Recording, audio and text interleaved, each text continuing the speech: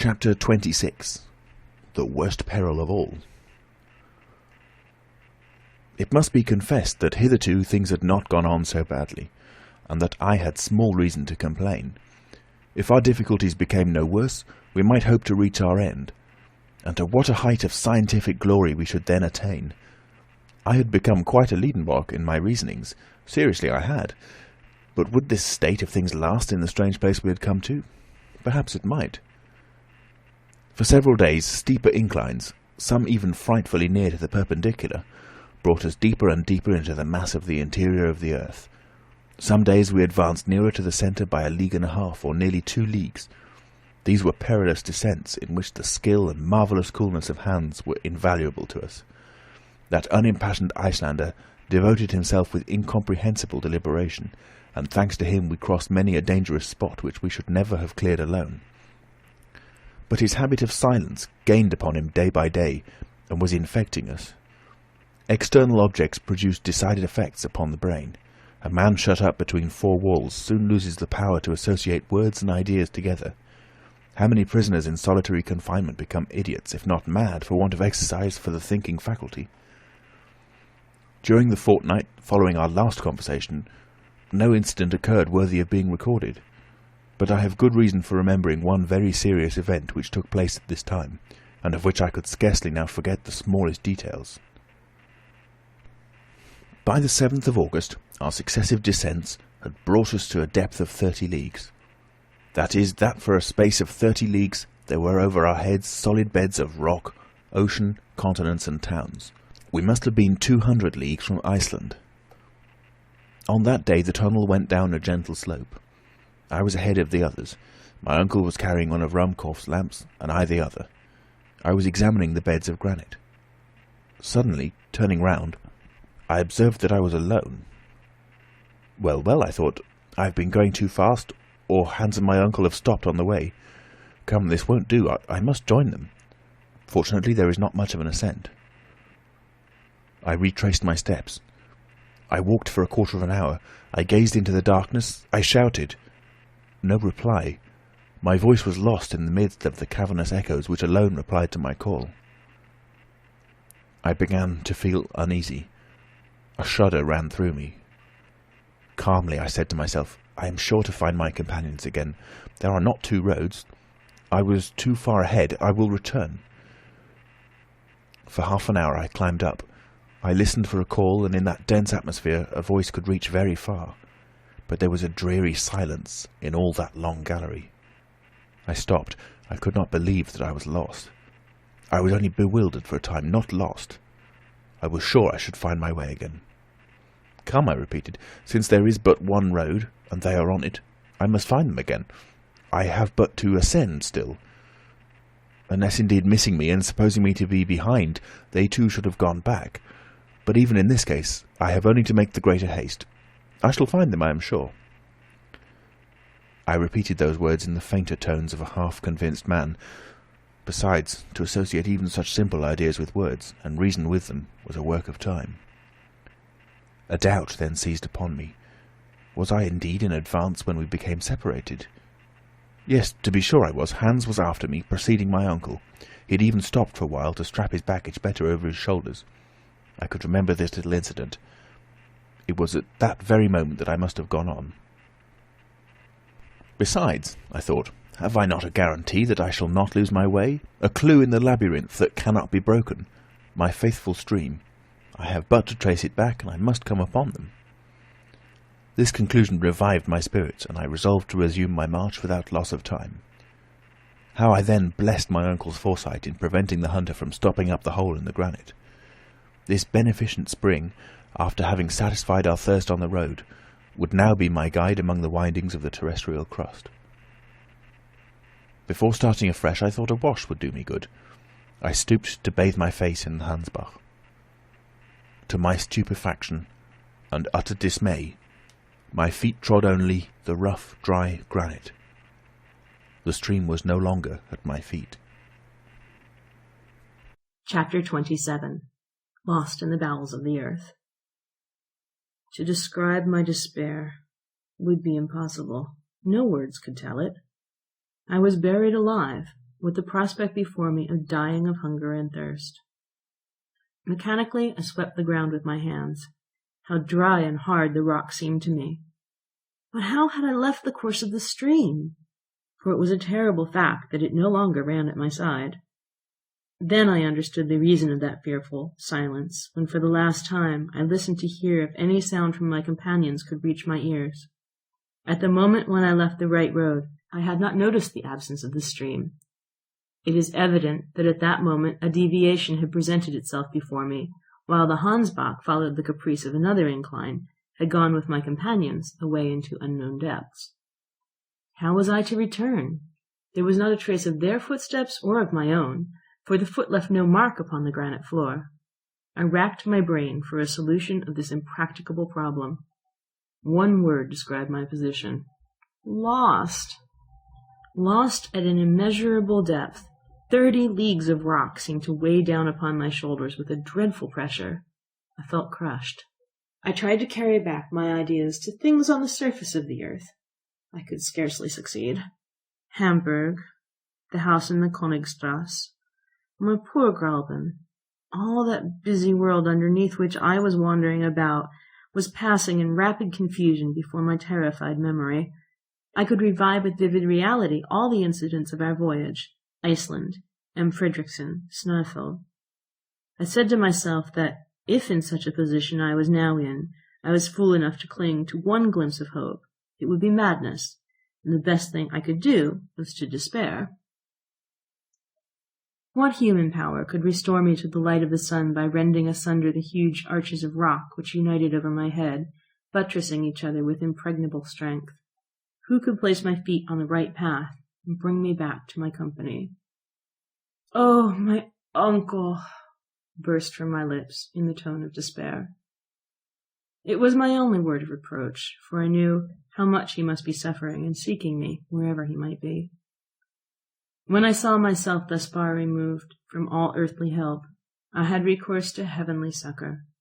The remembrance of my childhood, the recollection of my mother, whom I had only known in my tender early years, came back to me, and I knelt in prayer, imploring for the divine help of which I was so little worthy. This return of trust in God's providence allayed the turbulence of my fears, and I was enabled to concentrate upon my situation all the force of my intelligence. I had 3 days' provisions with me, and my flask was full. But I could not remain alone for long. Should I go up or down? Up. Of course, up continually. I must thus arrive at the point where I had left the stream, that fatal turn in the road. With the stream at my feet, I might hope to regain the summit of Snæfell. Why had I not thought of that sooner? Here was evidently a chance of safety. The most pressing duty was to find out again the course of the Hansbach. I rose, and leaning upon my iron-pointed stick, I ascended the gallery. The slope was rather steep. I walked on without hope, but without indecision, like a man who has made up his mind. For half an hour I met with no obstacle. I tried to recognize my way by the form of the tunnel, by the projections of certain rocks, by the disposition of the fractures, but no particular sign appeared, and I soon saw that this gallery could not bring me back to the turning point. It came to an abrupt end. I struck against an impenetrable wall and fell down upon the rock. Unspeakable despair then seized upon me. I lay overwhelmed, aghast. My last hope was shattered against this granite wall. Lost in this labyrinth, whose windings crossed each other in all directions, there was no use to think of flight any longer. Here I must die the most dreadful of deaths. And strange to say, the thought came across me that when some day my petrified remains should be found 30 leagues below the surface in the bowels of the earth, the discovery might lead to grave scientific discussions. I tried to speak aloud, but hoarse sounds alone passed my dry lips. I panted for breath. In the midst of my agony, a new terror laid hold of me. In falling, my lamp had got wrong. I could not set it right, and its light was paling and would soon disappear altogether. I gazed painfully upon the luminous current growing weaker and weaker in the wire coil. A dim procession of moving shadows seemed slowly unfolding down the darkening walls. I scarcely dared to shut my eyes for one moment for fear of losing the least glimmer of this precious light. Every instant it seemed about to vanish, and the dense blackness to come rolling in palpably upon me. One last trembling glimmer shot feebly up. I watched it in trembling and anxiety. I drank it in as if I could preserve it, concentrating upon it the full power of my eyes, as upon the very last sensation of light which they were ever to experience. And the next moment I lay in the heavy gloom of deep, thick, unfathomable darkness. A terrible cry of anguish burst from me. Upon earth, in the midst of the darkest night, light never abdicates its functions altogether. It is still subtle and diffusive, but whatever little there may be, the eye still catches that little. Here there was not an atom. The total darkness made me totally blind. Then I began to lose my head. I arose with my arms stretched out before me, attempting painfully to feel my way. I began to run wildly, hurrying through the inextricable maze, still descending, still running through the substance of the earth's thick crust, a struggling denizen of geological faults, crying, shouting, yelling, soon bruised by contact with a jagged rock, falling and rising again bleeding, trying to drink the blood which covered my face, and even waiting for some rock to shatter my skull against. I shall never know whither my mad career took me. After the lapse of some hours, no doubt exhausted, I fell like a lifeless lump at the foot of the wall and lost all consciousness. Chapter 28. The Rescue in the Whispering Gallery. When I returned to partial life, my face was wet with tears. How long that state of insensibility had lasted I cannot say. I had no means now of taking account of time. Never was solitude equal to this. Never had any living being been so utterly forsaken. After my fall, I had lost a good deal of blood. I felt it flowing over me. Oh, how happy I should have been could I have died, and if death were not yet to be gone through, I would think no longer. I drove away every idea, and, conquered by my grief, I rolled myself to the foot of the opposite wall. Already I was feeling the approach of another faint, and was hoping for complete annihilation, when a loud noise reached me. It was like the distant rumble of continuous thunder, and I could hear its sounding undulations rolling far away into the remote recesses of the abyss. Whence could this noise proceed? It must be from some phenomenon proceeding in the great depths amidst which I lay helpless. Was it an explosion of gas? Was it the fall of some mighty pillar of the globe? I listened still. I wanted to know if the noise would be repeated. A quarter of an hour passed away. Silence reigned in this gallery.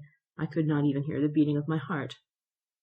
Suddenly my ear, resting by chance against the wall, caught, or seemed to catch, a certain vague, indescribable, distant, articulate sound, as of words. This is a delusion, I thought. But it was not. Listening more attentively, I heard in reality a murmuring of voices. But my weakness prevented me from understanding what the voices said. Yet it was language, I was sure of it. For a moment I thought the words might be my own, brought back by an echo. Perhaps I had been crying out, unknown to myself. I closed my lips firmly, and laid my ear against the wall again. Yes, truly, someone is speaking. Those are words. Even a few feet from the wall I could hear distinctly. I succeeded in catching uncertain, strange, undistinguishable words. They came as if pronounced in low, murmured voices. The word "forlorad" was several times repeated in a tone of sympathy and sorrow. "Help!" I cried with all my might. "Help!" I listened. I watched in the darkness for an answer, a cry, a mere breath of sound, but nothing came. Some minutes passed. A whole world of ideas had opened in my mind. I thought that my weakened voice could never penetrate to my companions. "Is it they?" I repeated. "What other men can be 30 leagues underground?" Again I began to listen. Passing my ear over the wall from one place to another, I found the point where the voices seemed to be best heard. The word "forlorad" again returned, then the rolling of thunder which had roused me from my lethargy. "No," I said, "no, it's not through such a mass that a voice can be heard. I'm surrounded by granite walls, and the loudest explosion could never be heard here. This noise comes along the gallery. There must be some remarkable exercise of acoustic laws." I listened again, and this time I did distinctly hear my name pronounced across the wide interval. It was my uncle's own voice. He was talking to the guide, and forlorad is a Danish word. Then I understood it all. To make myself heard, I must speak along this wall, which would conduct the sound of my voice, just as wire conducts electricity. But there was no time to lose. If my companions moved but a few steps away, the acoustic phenomenon would cease. I therefore approached the wall, and pronounced these words as clearly as possible. Uncle Leidenbrock. I waited with the deepest anxiety. Sound does not travel with great velocity. Even increased air density has no effect upon its rate of traveling. It merely augments its intensity. Seconds, which seemed like ages, passed away, and at last these words reached me. Axel! Axel, is it you? Yes, yes, I replied.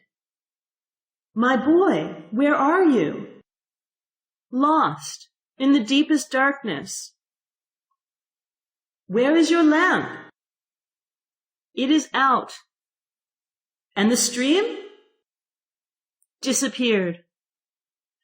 Axel, take courage. Wait, I am exhausted. I can't answer. Speak to me. Courage, resumed my uncle. Don't speak. Listen to me. We have looked for you up the gallery and down the gallery. We could not find you. I wept for you, my poor boy. At last, supposing you were still on the Hansbach, we fired our guns. Our voices are audible to each other, but our hands cannot touch. But don't despair, Axel. It is a great thing that we can hear each other. During this time I had been reflecting.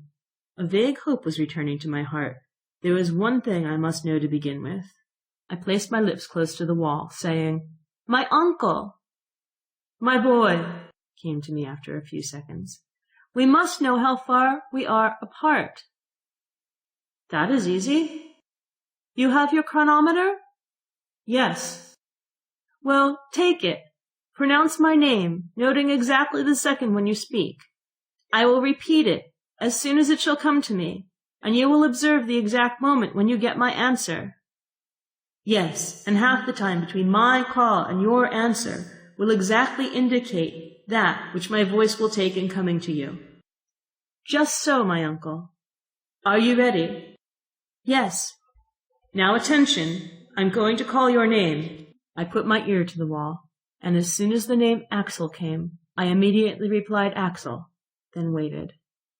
40 seconds, said my uncle. 40 seconds between the two words, so the sound takes 20 seconds in coming. Now, at the rate of 1,120 feet in a second, this is 22,400 feet, or 4 miles and a quarter nearly. 4 miles and a quarter, I murmured. It will soon be over, Axel. Must I go up or down? Down, for this reason. We are in a vast chamber with endless galleries. Yours must lead into it, for it seems as if all the clefts and fractures of the globe radiated around this vast cavern. So get up and begin walking. Walk on, drag yourself along. If necessary, slide down the steep places. And at the end you will find us ready to receive you. Now begin moving. These words cheered me up. Goodbye, Uncle, I cried. I am going. There will be no more voices heard once I have started, so goodbye. Goodbye, Axel. Au revoir. These were the last words I heard. This wonderful underground conversation, carried on with a distance of 4 miles and a quarter between us, concluded with these words of hope. I thanked God from my heart, for it was He who had conducted me through those vast solitudes, to the point where, alone of all others perhaps, the voices of my companions could have reached me. This acoustic effect is easily explained on scientific grounds. It arose from the concave form of the gallery and the conducting power of the rock. There are many examples of this propagation of sounds which remain unheard in the intermediate space. I remember that a similar phenomenon has been observed in many places, amongst others on the internal surface of the gallery of the Dome of St. Paul's in London, and especially in the midst of the curious caverns among the quarries near Syracuse, the most wonderful of which is called Dionysus's Ear. These remembrances came into my mind, and I clearly saw that since my uncle's voice really reached me, there could be no obstacle between us. Following the direction by which the sound came, of course I should arrive in his presence if my strength did not fail me. Therefore I rose, rather dragged myself than walked. The slope was rapid, and I slid down. Soon the swiftness of the descent increased horribly and threatened to become a fall. I no longer had the strength to stop myself. Suddenly there was no ground under me. I felt myself revolving in the air, striking and rebounding against the craggy projections of a vertical gallery, quite a well. My head struck against a sharp corner of the rock, and I became unconscious. Chapter 29. Thalata, Thalata. When I came to myself, I was stretched in half-darkness, covered with thick coats and blankets. My uncle was watching over me to discover the least sign of life. At my first sigh he took my hand, and when I opened my eyes he uttered a cry of joy. "He lives! He lives!" he cried. "Yes, I'm still alive," I answered feebly. "My dear nephew," said my uncle, pressing me to his breast, "you are saved." I was deeply touched with the tenderness of his manner as he uttered these words, and still more with the care with which he watched over me. But such trials were wanted to bring out the professor's tenderer qualities. At this moment Hans came in. He saw my hand in my uncle's, and I may safely say that there was joy in his countenance. "Goddag," he said. "How do you do, Hans? How are you? And now, uncle, tell me where we are at the present moment." "Tomorrow, Axel, tomorrow. Now you are too faint and weak. I have bandaged your head with compresses which must not be disturbed. Sleep now, and tomorrow I will tell you all." "But do tell me what time it is, and what day." "It is Sunday, the 8th of August, and it is 10 at night. You must ask me no more questions until the 10th. In truth, I was very weak, and my eyes involuntarily closed. I wanted a good night's rest, and therefore I went off to sleep, with the knowledge that I had been 4 long days alone in the heart of the earth. Next morning, on awakening, I looked round me. My couch, made up of all our travelling gear, was in a charming grotto adorned with splendid stalactites, and the soil of which was a fine sand. It was half-light. There was no torch, no lamp, yet certain mysterious glimpses of light came from without through a narrow opening in the grotto. I heard, too, a vague and indistinct noise, something like the murmuring of waves breaking upon a shingly shore, and at times I seemed to hear the whistling of wind. I wondered whether I was awake, whether I was dreaming, whether my brain, crazed by my fall, was not affected by imaginary noises, yet neither eyes nor ears could be so utterly deceived. It is a ray of daylight, I thought, sliding in through this cleft in the rock. That is indeed the murmuring of waves. That is the rustling noise of wind. Am I quite mistaken, or have we returned to the surface of the earth? Has my uncle given up the expedition, or is it happily terminated?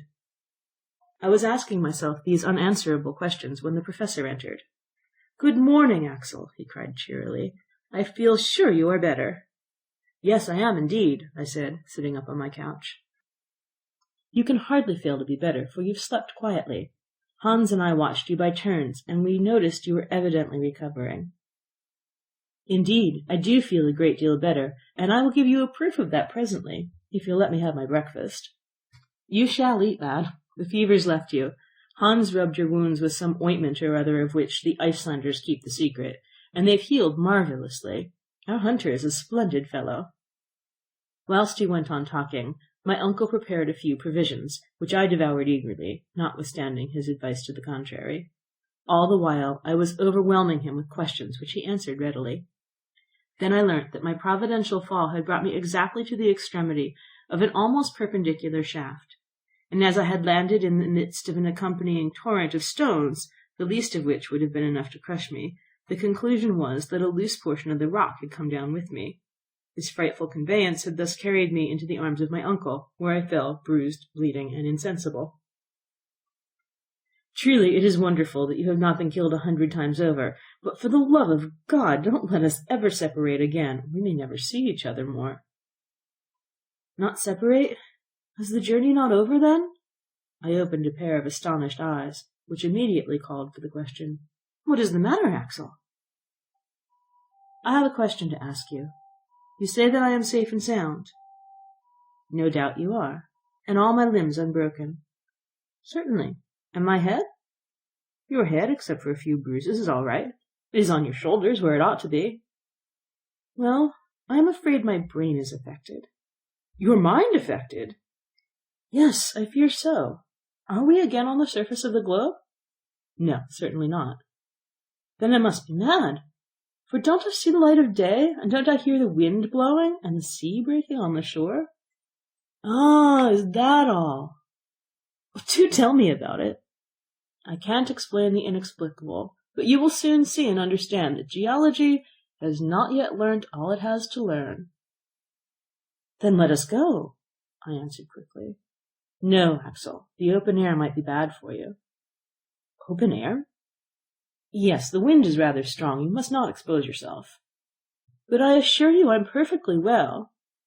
"A little patience, my nephew. A relapse might get us into trouble. We have no time to lose, for the voyage may be a long one." "The voyage?" "Yes. Rest today, and tomorrow we will set sail." "Set sail?" And I almost leaped up. What did it mean? Had we a river, a lake, a sea to depend upon? Was there a ship at our disposal in some underground harbor? My curiosity was highly excited. My uncle vainly tried to restrain me. When he saw that my impatience was doing me harm, he yielded. I dressed in haste.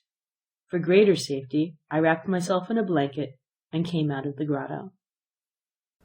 Chapter 30. A New Mare Internum. At first I could hardly see anything.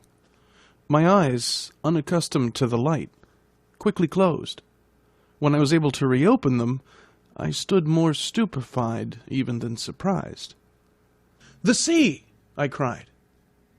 "Yes," my uncle replied. "The Leidenbrock Sea, and I don't suppose any other discoverer will ever dispute my claim to name it after myself as its first discoverer."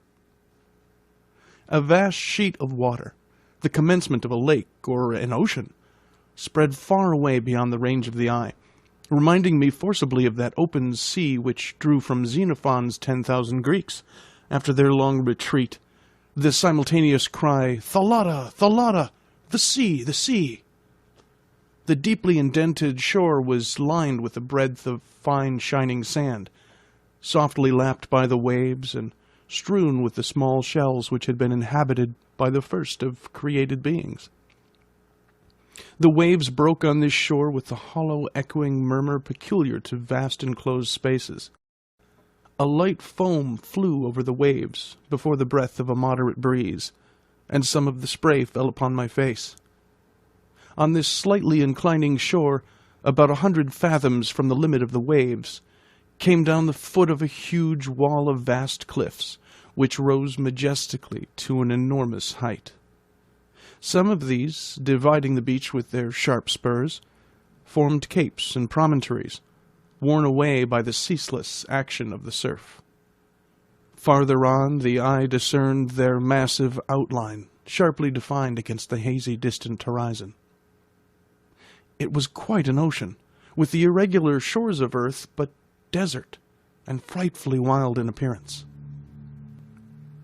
If my eyes were able to range afar over this great sea, it was because a peculiar light brought to view every detail of it. It was not the light of the sun, with his dazzling shafts of brightness and the splendor of his rays, nor was it the pale and uncertain shimmer of the moonbeams, the dim reflection of a nobler body of light. No, the illuminating power of this light, its trembling diffusiveness, its bright clear whiteness, and its low temperature, showed that it must be of electric origin. It was like an aurora borealis, a continuous cosmical phenomenon, filling a cavern of sufficient extent to contain an ocean. The vault that spanned the space above, the sky, if it could be called so, seemed composed of vast plains of cloud, shifting and variable vapors, which by their condensation must at certain times fall in torrents of rain. I should have thought that under so powerful a pressure of the atmosphere there could be no evaporation, and yet under a law unknown to me, there were broad tracts of vapor suspended in the air. But then the weather was fine. The play of the electric light produced singular effects upon the upper strata of cloud. Deep shadows reposed upon their lower wreaths, and often between two separated fields of cloud there glided down a ray of unspeakable luster. But it was not solar light, and there was no heat. The general effect was sad, supremely melancholy. Instead of the shining firmament, spangled with its innumerable stars, shining singly or in clusters, I felt that all these subdued and shaded fights were ribbed in by vast walls of granite, which seemed to overpower me with their weight, and that all of this space, great as it was, would not be enough for the march of the humblest of satellites. Then I remembered the theory of an English captain who likened the earth to a vast hollow sphere, in the interior of which the air became luminous because of the vast pressure that weighed upon it, while two stars, Pluto and Proserpine, rolled within upon the circuit of their mysterious orbits. We were, in reality, shut up inside an immeasurable excavation. Its width could not be estimated, since the shore ran widening as far as eye could reach, nor could its length, for the dim horizon bounded the new. As for its height, it must have been several leagues.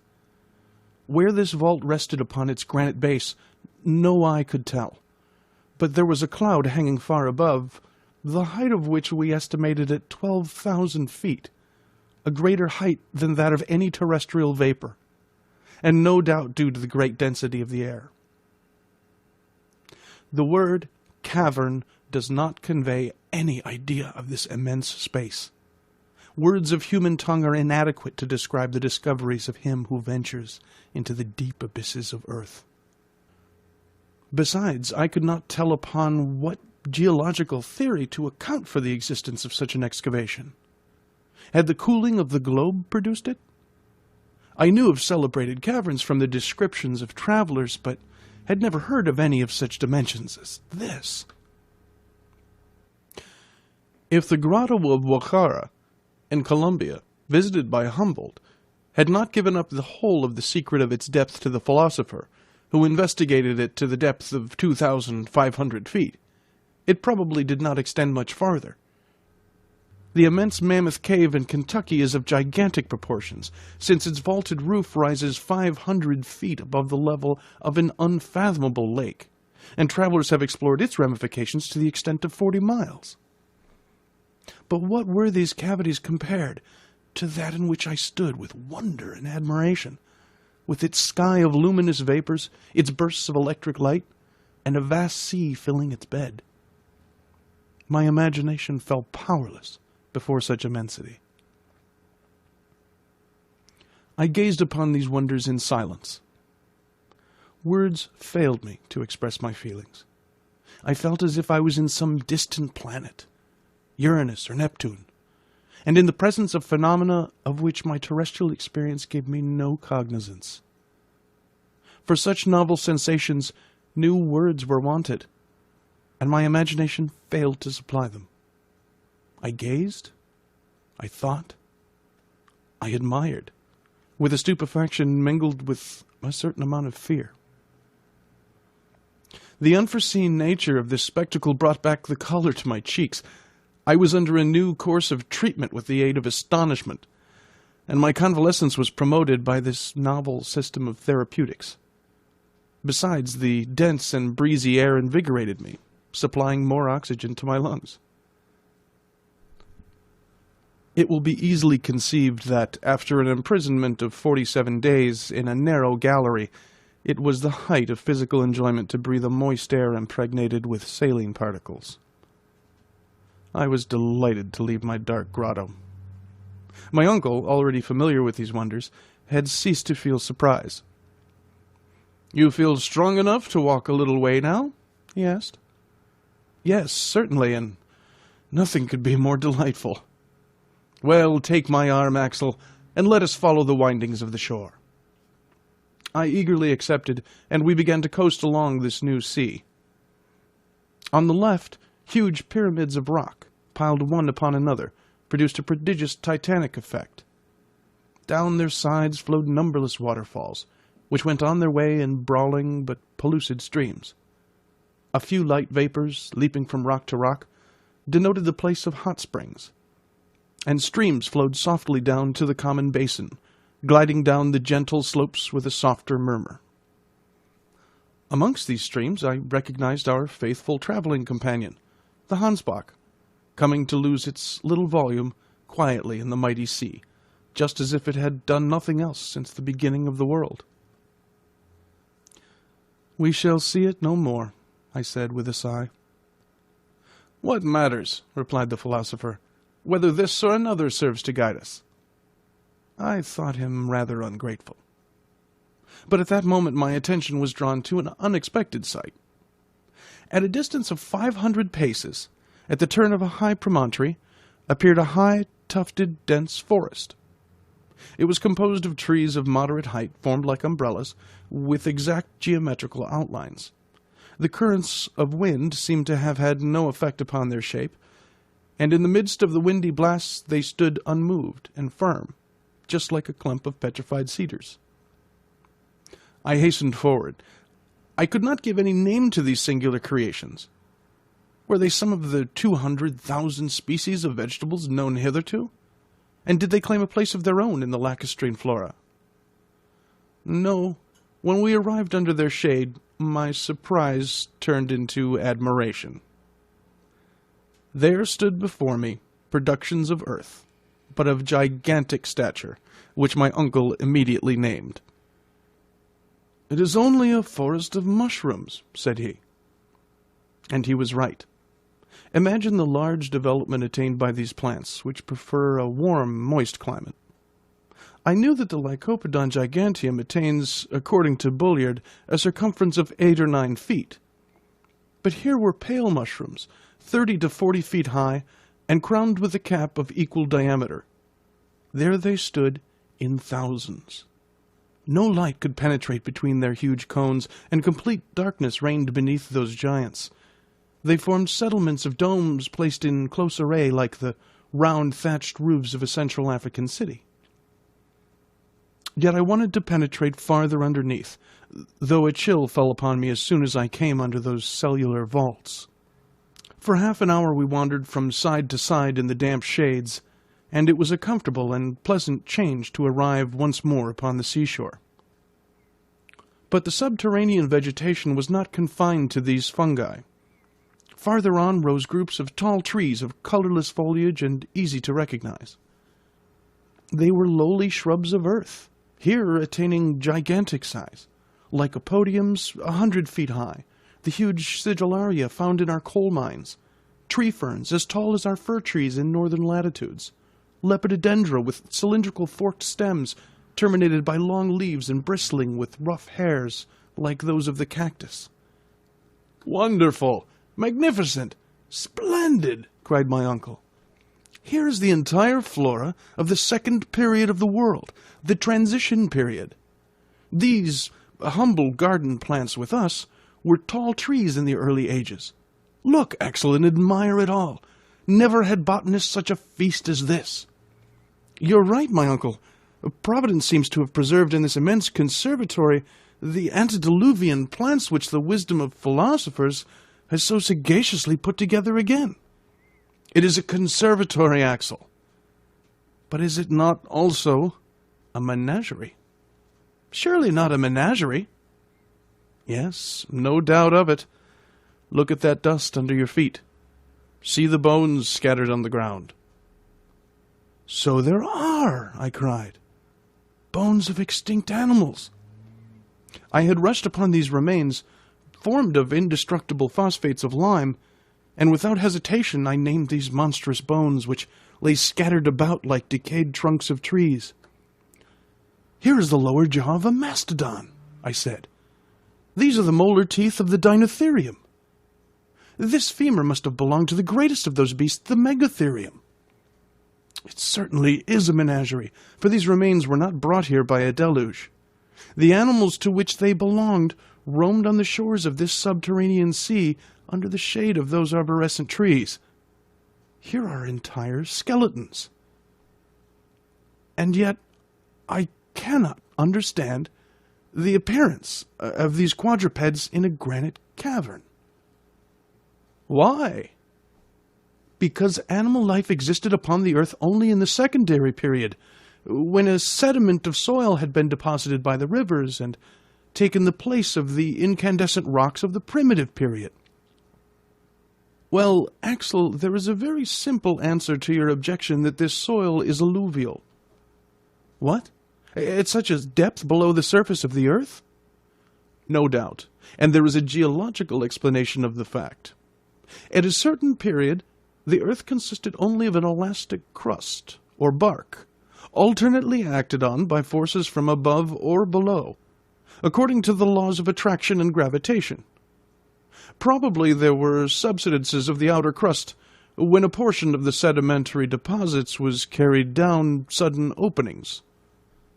That may be, I replied, but if there have been creatures now extinct in these underground regions, why may not some of those monsters be now roaming through these gloomy forests, or hidden behind the steep crags? And as this unpleasant notion got hold of me, I surveyed with anxious scrutiny the open spaces before me. But no living creature appeared upon the barren strand. I felt rather tired, and went to sit down at the end of a promontory, at the foot of which the waves came and beat themselves into spray. Thence my eye could sweep every part of the bay. Within its extremity a little harbor was formed between the pyramidal cliffs, where the still waters slept untouched by the boisterous winds. A brig and 2 or 3 schooners might have moored within it in safety.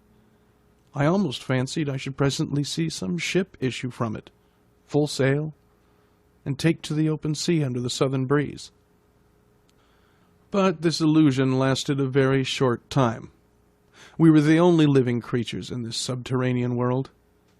When the wind lulled, a deeper silence than that of the deserts fell upon the arid naked rocks, and weighed upon the surface of the ocean. I then desired to pierce the distant haze, and to rend asunder the mysterious curtain that hung across the horizon. Anxious queries arose to my lips. Where did that sea terminate? Where did it lead to? Should we ever know anything about its opposite shores? My uncle made no doubt about it at all. I both desired and feared.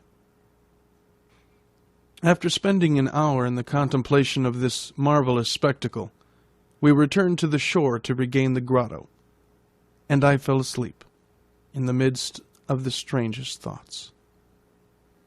Chapter 31. Preparations for a Voyage of Discovery. The next morning I awoke feeling perfectly well. I thought a bathe would do me good, and I went to plunge for a few minutes into the waters of this Mediterranean Sea, for assuredly it better deserved this name than any other sea. I came back to breakfast with a good appetite. Hans was a good caterer for our little household. He had water and fire at his disposal, so that he was able to vary our bill of fare now and then. For dessert he gave us a few cups of coffee, and never was coffee so delicious. "Now," said my uncle, "now is the time for high tide, and we must not lose the opportunity to study this phenomenon." "What? The tide?" I cried. "Can the influence of the sun and moon be felt down here?" "Why not? Are not all bodies subject throughout their mass to the power of universal attraction? This mass of water cannot escape the general law. And in spite of the heavy atmospheric pressure on the surface, you will see it rise like the Atlantic itself." At the same moment we reached the sand on the shore, and the waves were by slow degrees encroaching on the shore. "Here is the tide rising," I cried. "Yes, Axel, and judging by these ridges of foam, you may observe that the sea will rise about 12 feet. This is wonderful, I said. No, it is quite natural. You may say so, uncle, but to me it is most extraordinary, and I can hardly believe my eyes. Who would ever have imagined, under this terrestrial crust, an ocean with ebbing and flowing tides, with winds and storms? Well, replied my uncle, is there any scientific reason against it? No, I see none as soon as the theory of central heat is given up. So then, thus far, he answered, the theory of Sir Humphrey Davy is confirmed. Evidently it is, and now there is no reason why there should not be seas and continents in the interior of the earth. No doubt, said my uncle, and inhabited too. To be sure, said I, and why should not these waters yield to us fishes of unknown species? At any rate, he replied, we have not seen any yet. Well, let us make some lines and see if the bait will draw here as it does in sublunary regions.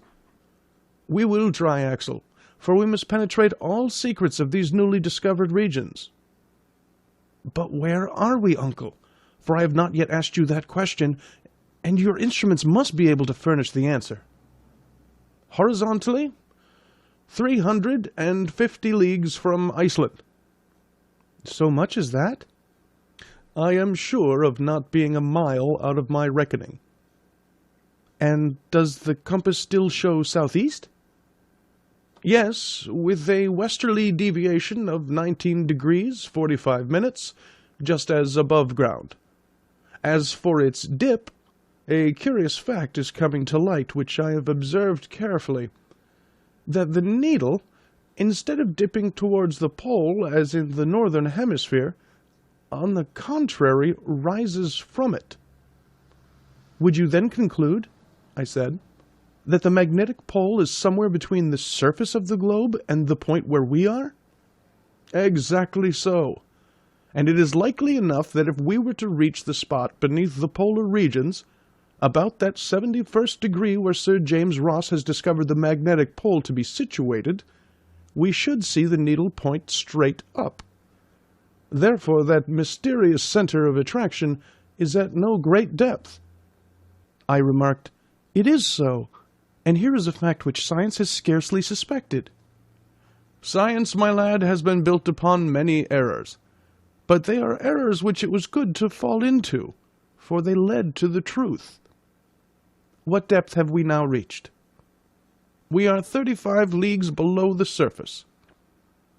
So, I said, examining the map, the highlands of Scotland are over our heads, and the Grampians are raising their rugged summits above us. Yes, answered the professor, laughing. It is rather a heavy weight to bear, but a solid arch spans over our heads. The great architect has built it of the best materials, and never could man have given it so wide a stretch. What are the finest arches of bridges and the arcades of cathedrals compared with this far-reaching vault, with a radius of 3 leagues, beneath which a wide and tempest-tossed ocean may flow at its ease? Oh, I am not afraid that it will fall down upon my head. But now what are your plans? Are you not thinking of returning to the surface now? Return? No, indeed. We will continue our journey, everything having gone on well so far. But how are we to get down below this liquid surface? Oh, I am not going to dive head foremost. But if all oceans are properly speaking but lakes, since they are encompassed by land, of course this internal sea will be surrounded by a coast of granite, and on the opposite shores we shall find fresh passages opening. How long do you suppose this sea to be? 30 or 40 leagues, so that we have no time to lose, and we shall set sail tomorrow. I looked about for a ship. Set sail, shall we? But I should like to see my boat first. It will not be a boat at all, but a good, well-made raft. Why, I said, a raft would be just as hard to make as a boat, and I don't see— I know you don't see, but you might hear if you would listen. Don't you hear the hammer at work? Hans is already busy at it. What, has he already felled the trees? Oh, the trees were already down. Come and you will see for yourself.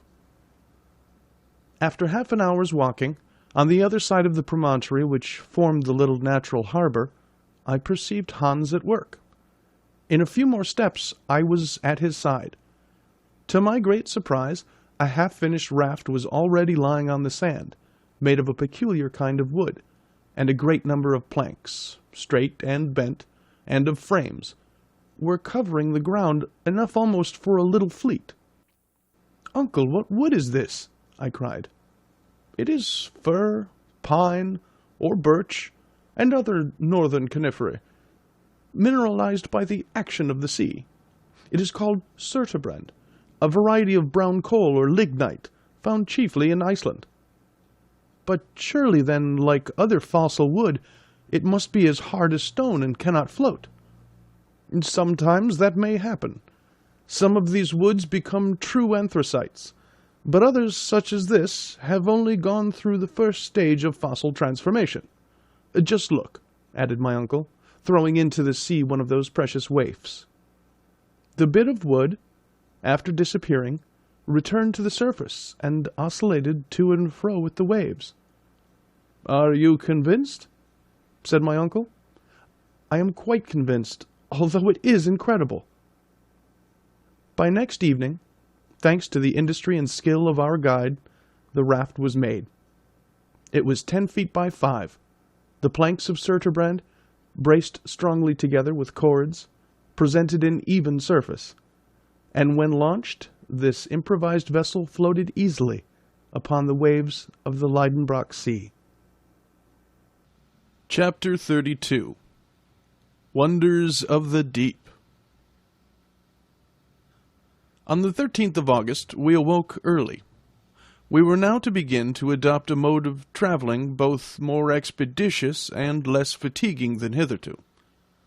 A mast was made of 2 poles spliced together, a yard was made of a third, a blanket borrowed from our coverings made a tolerable sail. There was no want of cordage for the rigging, and everything was well and firmly made. The provisions, the baggage, the instruments, the guns, and a good quantity of fresh water from the rocks around, all found their proper places on board. And at 6 the professor gave the signal to embark. Hans had fitted up a rudder to steer his vessel. He took the tiller and unmoored. The sail was set, and we were soon afloat. At the moment of leaving the harbor, my uncle, who was tenaciously fond of naming his new discoveries, wanted to give it a name, and proposed mine amongst others. "But I have a better to propose," I said. "Grauben. Let it be called Port Grauben. It will look very well upon the map." "Port Grauben, let it be, then." And so the cherished remembrance of my Verlin days became associated with our adventurous expedition. The wind was from the northwest. We went with it at a high rate of speed. The dense atmosphere acted with great force, and impelled us swiftly on. In an hour my uncle had been able to estimate our progress. At this rate, he said, we shall make 30 leagues in 24 hours, and we shall soon come in sight of the opposite shore. I made no answer, but went and sat forward. The northern shore was already beginning to dip under the horizon. The eastern and western strands spread wide as if to bid us farewell. Before our eyes lay far and wide a vast sea. Shadows of great clouds swept heavily over its silver-gray surface. The glistening bluish rays of electric light, here and there reflected by the dancing drops of spray, shot out little sheaves of light from the track we left in our rear. Soon we entirely lost sight of land. No object was left for the eye to judge by, and but for the frothy track of the raft, I might have thought we were standing still. About 12, immense shoals of seaweeds came in sight. I was aware of the great powers of vegetation that characterize these plants, which grow at a depth of 12,000 feet, reproduce themselves under a pressure of 400 atmospheres, and sometimes form barriers strong enough to impede the course of a ship. But never, I think, were such seaweeds as those which we saw floating in immense waving lines upon the sea of Lidenbrock. Our raft skirted the whole length of the Fuci, 3,000 or 4,000 feet long, undulating like vast serpents beyond the reach of sight. I found some amusement in tracing these endless waves, always thinking I should come to the end of them, and for hours my patience was vying with my surprise. What natural force could have produced such plants? And what must have been the appearance of the earth in the first ages of its formation when, under the action of heat and moisture, the vegetable kingdom alone was developing on its surface? Evening came, and as on the previous day, I perceived no change in the luminous condition of the air. It was a constant condition, the permanency of which might be relied upon. After supper I laid myself down at the foot of the mast, and fell asleep in the midst of fantastic reveries. Hans, keeping fast by the helm, let the raft run on, which, after all, needed no steering, the wind blowing directly aft. Since our departure from Port Gräuben, Professor Lidenbrock had entrusted the log to my care. I was to register every observation, make entries of interesting phenomena, the direction of the wind, the rate of sailing, the way we made, in a word, every particular of our singular voyage.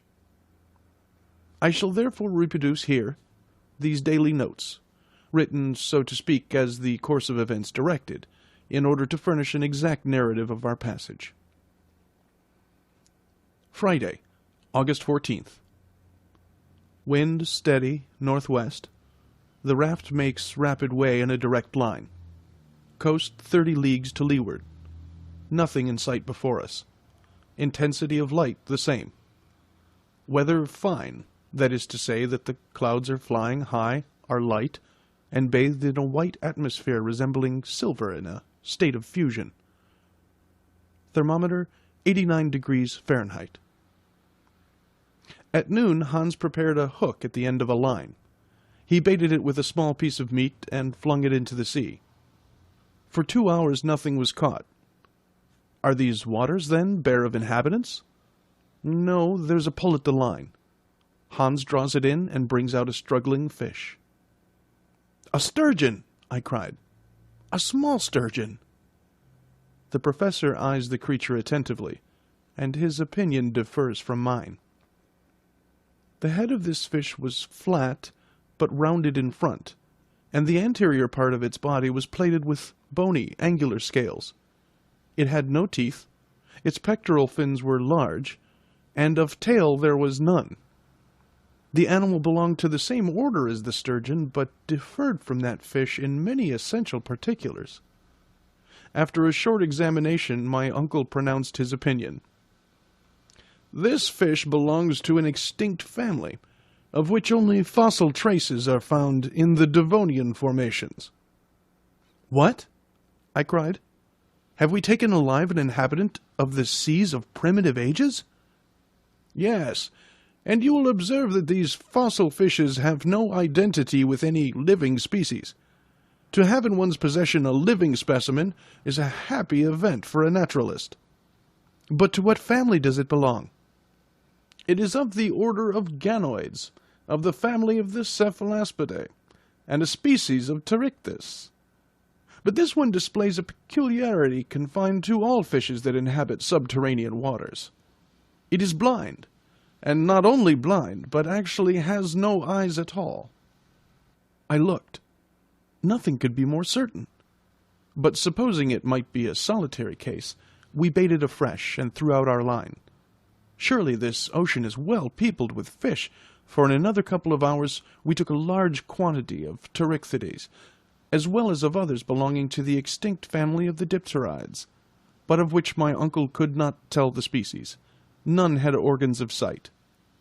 This unhoped-for catch recruited our stock of provisions. Thus it is evident that this sea contains none but species known to us in their fossil state, in which fishes as well as reptiles are the less perfectly and completely organized the farther back their date of creation. Perhaps we may yet meet with some of those saurians which science has reconstructed out of a bit of bone or cartilage. I took up the telescope and scanned the whole horizon, and found it everywhere a desert sea. We are far away removed from the shores. I gaze upward in the air. Why should not some of the strange birds, restored by the immortal Cuvier, again flap their sail-broad vans in this dense and heavy atmosphere? There are sufficient fish for their support. I survey the whole space that stretches overhead. It is as desert as the shore was. Still, my imagination carried me away amongst the wonderful speculations of paleontology. Though awake, I fell into a dream.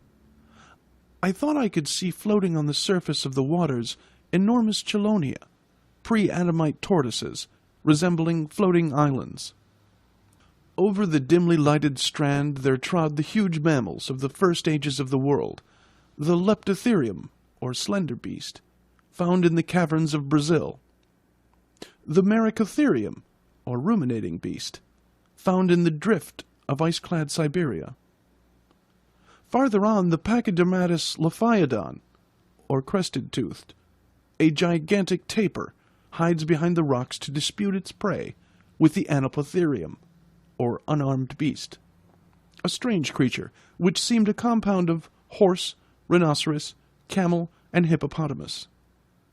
The colossal mastodon, or nipple-toothed, twists and untwists his trunk, and brays and pounds with his huge tusks the fragments of rock that cover the shore, whilst the megatherium, or huge beast, buttressed upon his enormous hinder paws, grubs in the soil, awaking the sonorous echoes of the granite rocks with his tremendous roarings. Higher up, the Protopitheca, the first monkey that appeared on the globe, is climbing up the steep ascents. Higher yet, the pterodactyl, or wing-fingered, darts in irregular zigzags to and fro in the heavy air. In the uppermost regions of the air, immense birds, more powerful than the cassowary, and larger than the ostrich, spread their vast breadth of wings, and strike with their heads the granite vault that bounds the sky. All this fossil world rises to life again in my vivid imagination. I return to the scriptural periods or ages of the world, conventionally called days, long before the appearance of man, when the unfinished world was as yet unfitted for his support. Then my dream backed even farther still, into the ages before the creation of living beings. The mammals disappear, then the birds vanish, then the reptiles of the secondary period, and finally the fish, the crustaceans, mollusks, and articulated beings.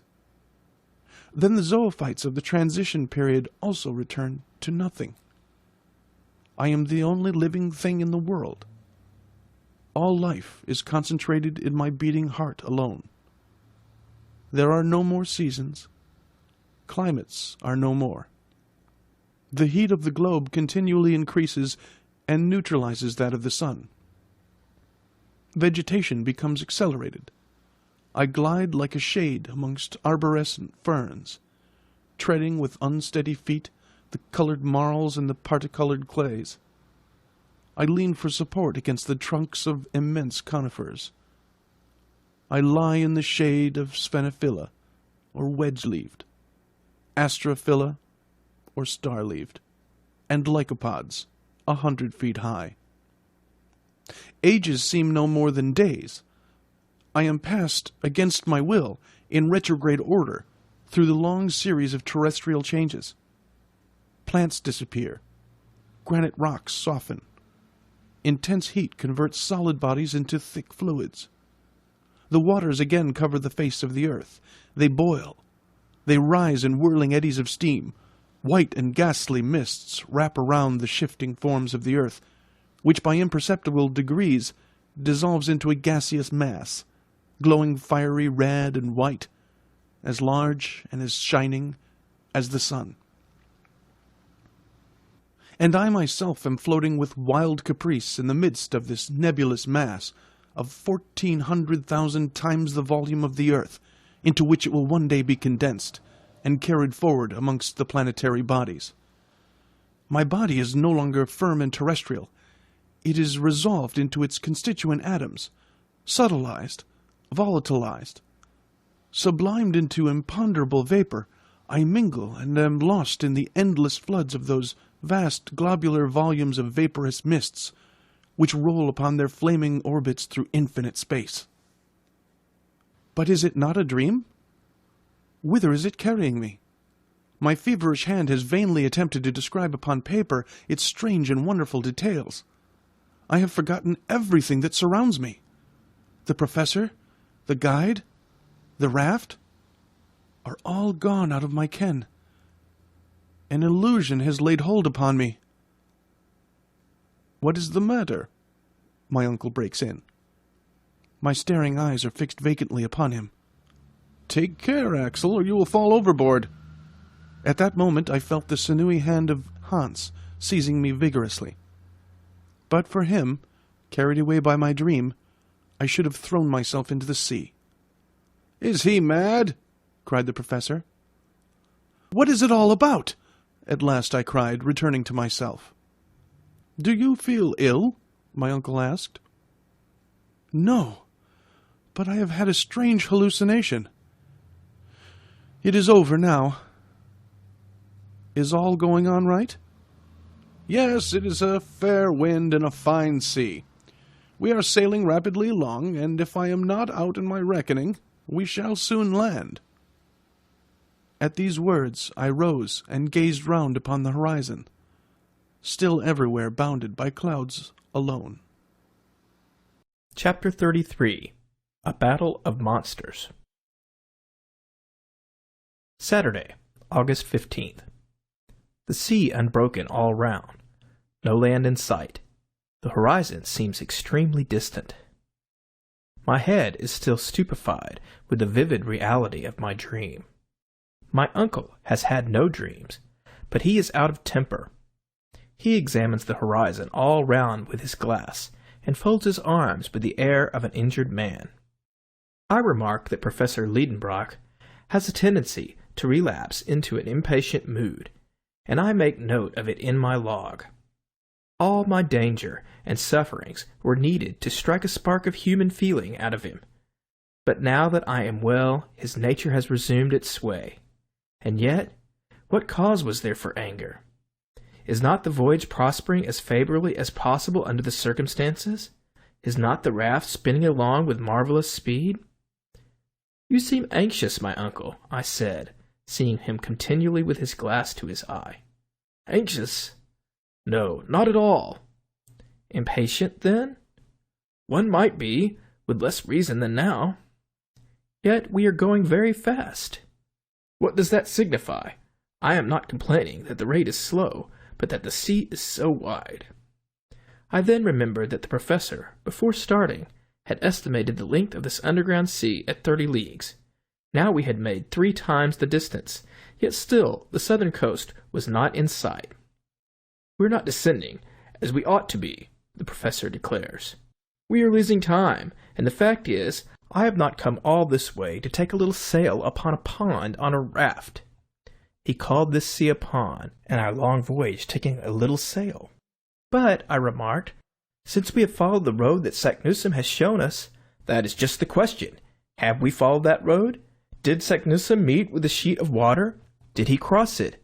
Has not the stream that we followed led us altogether astray? At any rate, we cannot feel sorry to have come so far. The prospect is magnificent, but I don't care for prospects. I came with an object, and I mean to attain it. Therefore, don't talk to me about views and prospects." I take this as my answer, and I leave the professor to bite his lips with impatience. At 6 in the evening, Hans asks for his wages, and the 3 Rix-dollars are counted out to him. Sunday, August 16th. Nothing new, weather unchanged. The wind freshens. On awaking, my first thought was to observe the intensity of the light. I was possessed with an apprehension lest the electric light should grow dim or fail altogether. But there seemed no reason to fear. The shadow of the raft was clearly outlined upon the surface of the waves. Truly this sea is of infinite width. It must be as wide as the Mediterranean or the Atlantic. And why not? My uncle took soundings several times.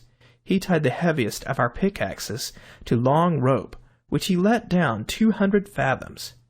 No bottom yet, and we had some difficulty in hauling up our plummet. But when the pick was shipped again, Hans pointed out on its surface deep prints, as if it had been violently compressed between two hard bodies. I looked at the hunter. "Tender," he said.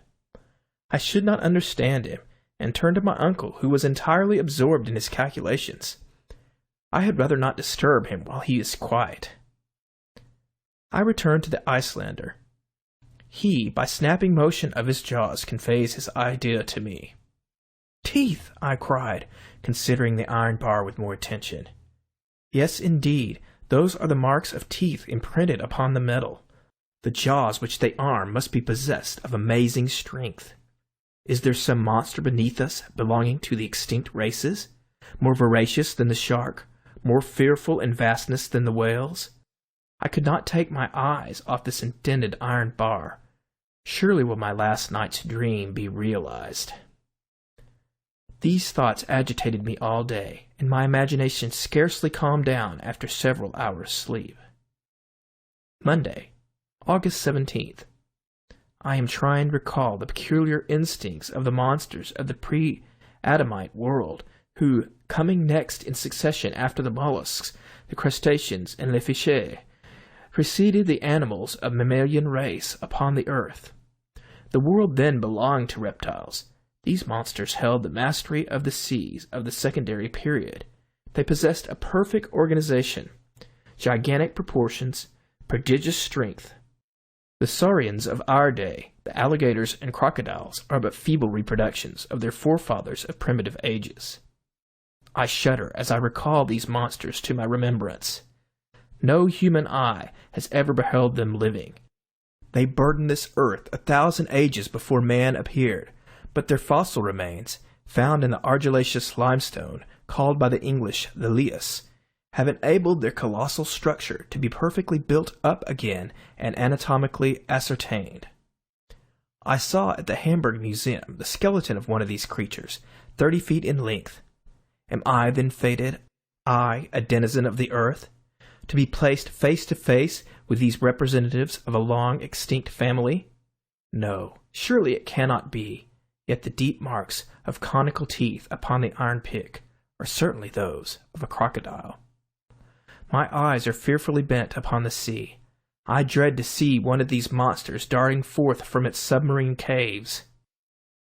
I suppose Professor Liedenbrock was of my opinion too, and even shared my fears, for after having examined the pick, his eyes traversed the ocean from side to side. What a very bad notion that was of his, I thought to myself, to take soundings just here. He had disturbed some monstrous beast in its remote den, and if we were not attacked on our voyage. I look at our guns and see that they are all right. My uncle notices it, and looks on approvingly. Already, wildly disturbed regions of the surface of the water indicate some commotion below. The danger is approaching. We must be on the lookout. Tuesday, August 18th. Evening came, or rather the time, when sleep weighs down the weary eyelids, for there is no night here, and the ceaseless light wearies the eyes with its persistency, just as if we were sailing under the Arctic sun. Hans was at the helm. During his watch, I slept.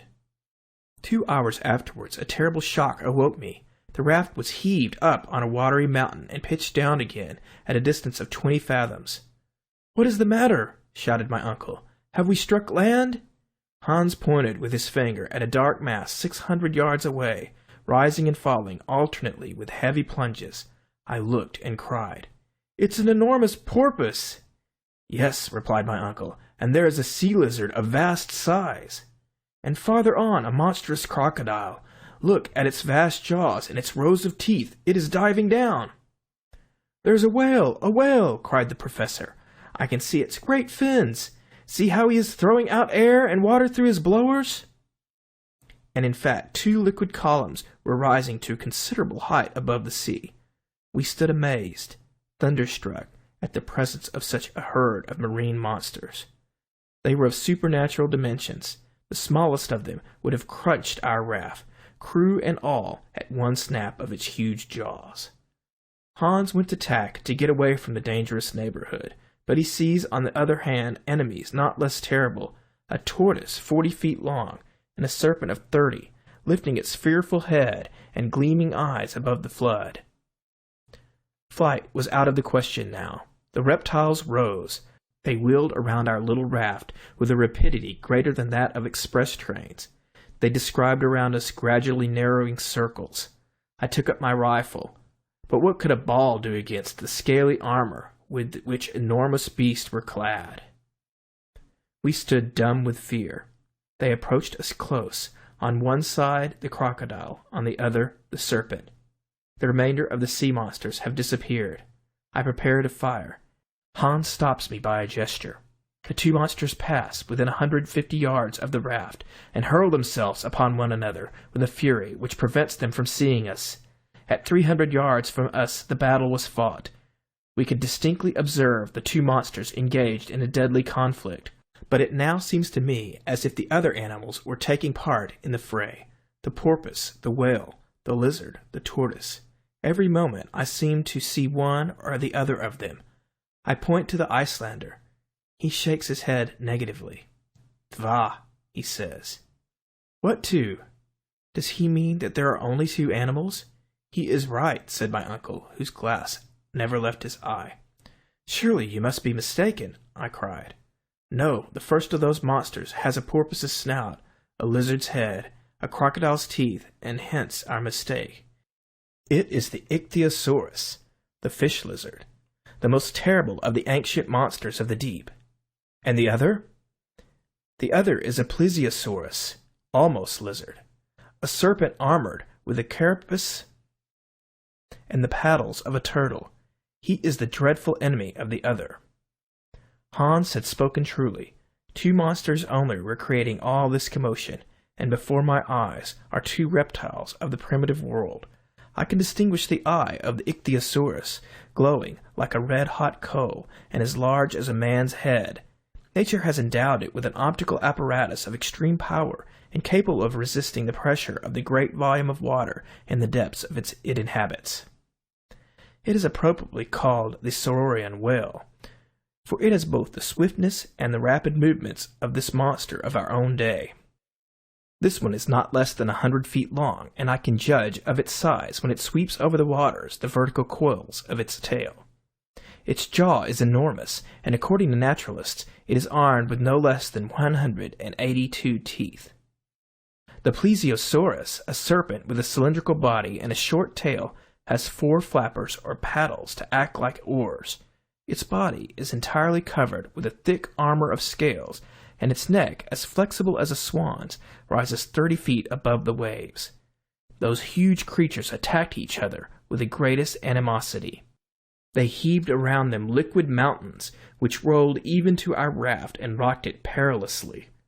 20 times we were near capsizing. Hissings of prodigious force are heard. The 2 beasts are fast locked together. I cannot distinguish the one from the other. The probable rage of the conqueror inspires us with intense fear. 1 hour, 2 hours pass. The struggle continues with unabated ferocity. The combatants alternately approach and recede from our raft. We remain motionless, ready to fire. Suddenly, the ichthyosaurus and the plesiosaurus disappear below, leaving a whirlpool eddying in the water. Several minutes pass by, while the fight goes on underwater. All at once, an enormous head is darted up, the head of the plesiosaurus. The monster is wounded to death. I no longer see his scaly armor. Only his long neck shoots up, drops again, coils and uncoils, droops, lashes the waters like a gigantic whip, and writhes like a worm that you tread on. The water is splashed for a long way around. The spray almost blinds us, but soon the reptile's agony draws to an end. Its movements become fainter, its contortions cease to be so violent, and the long serpentine form lies a lifeless log on the laboring deep. As for the Ichthyosaurus, has he returned to his submarine cavern, or will he reappear on the surface of the sea? End of Chapter 33. Chapter 34. The Great Geyser. Wednesday, August 19th. Fortunately, the wind blows violently, and has enabled us to flee from the scene of the late terrible struggle. Hans keeps at his post at the helm. My uncle, whom the absorbing incidents of the combat had drawn away from his contemplations, began again to look impatiently around him. The voyage resumes its uniform tenor, which I don't care to break with a repetition of such events as yesterday's. Thursday, August 20th. Wind north to northeast, unsteady and fitful. Temperature high. Rate 3.5 leagues an hour. About noon, a distant noise is heard. I note the fact without being able to explain it. It is a continuous roar. "In the distance," says the professor, "there's a rock or inlet, against which the sea is breaking." Hans climbs up the mast, but sees no breakers. The ocean is smooth and unbroken to its farthest limit. 3 hours pass. The roarings seem to proceed from a very distant waterfall. I remark upon this to my uncle, who replies doubtfully, "Yes, I am convinced that I am right."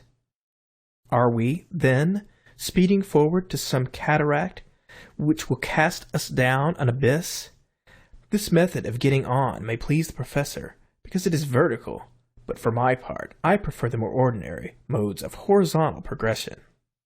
At any rate, some leagues to the windward there must be some noisy phenomenon, for now the roarings are heard with increasing loudness. Do they proceed from the sky or the ocean? I look up to the atmospheric vapors, and try to fathom their depths. The sky is calm and motionless. The clouds have reached the utmost limit of their lofty vault, and there lie bathed in the bright glare of the electric light. It is not there that we must seek for the cause of the phenomenon. Then I examine the horizon, which is unbroken and clear of all mist. There is no change in its aspect. But if the noise arises from a fall, a cataract, if all this ocean flows away headlong into the lower basin yet, if the deafening roar is produced by a mass of falling water, the current must needs accelerate, and its increasing speed will give me the measure of the peril that threatens us. I consult the current. There is none. I throw an empty bottle into the sea. It lies still. About 4, Hans rises, lays hold of the mast, climbs to its top. Thence his eye sweeps a large area of sea, and it is fixed upon a point. His countenance exhibits no surprise, but his eye is immovably steady. "He sees something," says my uncle. I believe he does. Hans comes down, then stretches his arm to the south, saying, "Der near." "Down there," repeated my uncle. Then, seizing his glass, he gazes attentively for a minute, which seems to me an age. "Yes, yes," he cried, "I see a vast inverted cone rising from the surface. Is it another sea beast?" "Perhaps it is." "Then let us steer farther westward, for we know something of the danger of coming across monsters of that sort." "Let us go straight on," replied my uncle. I appealed to Hans. He maintained his course inflexibly. Yet, if at our present distance from the animal, a distance of 12 leagues at the least, the column of water driven through its blowers may be distinctly seen, it must needs be of vast size. The commonness of prudence would counsel immediate flight, but we did not come so far to be prudent. Imprudently, therefore, we pursue our way. The nearer we approach, the higher mounts the jet of water. What monster can possibly fill itself with such a quantity of water and spurt it up so continuously? At 8 in the evening, we are not 2 leagues distant from it.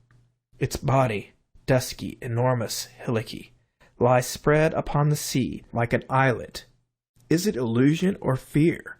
Its length seems to me a couple of 1,000 yards. What can be this cetacean, which neither Cuvier nor Blumenbach knew anything about? It lies motionless, as if asleep.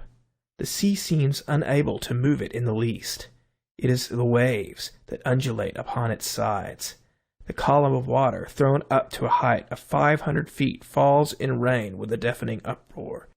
And here are we scudding like lunatics before the wind, to get near to a monster that 100 whales a day would not satisfy.